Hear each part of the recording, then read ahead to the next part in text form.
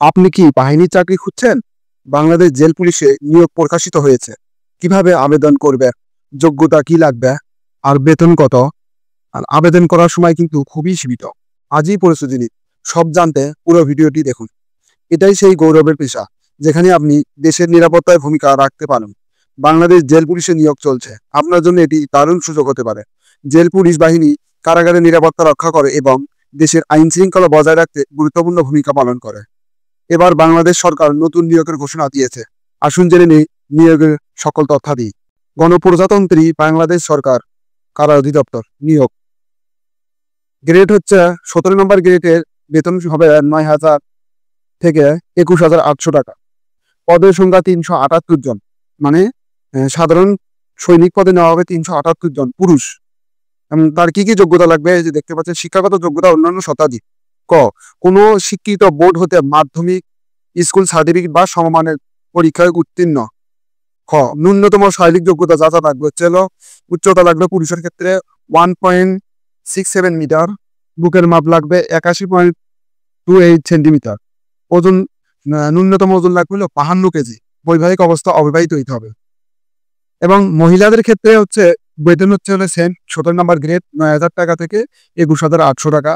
আর মহিলা নেওয়া হবে 127 জন।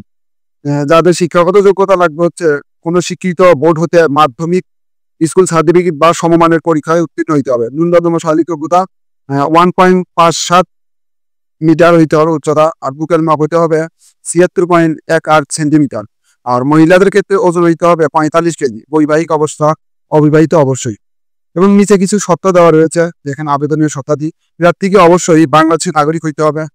জাতীয় পরিচয়পত্র অথবা জাতীয় পরিচয়পত্র প্রাপ্তির অনলাইন আবেদনের কপি লাগবে। মানে যদিও জাতীয় পরিচয়পত্র না থাকে তাহলে অনলাইনে যে আবেদন করছে এটার একটা কপি লাগবে।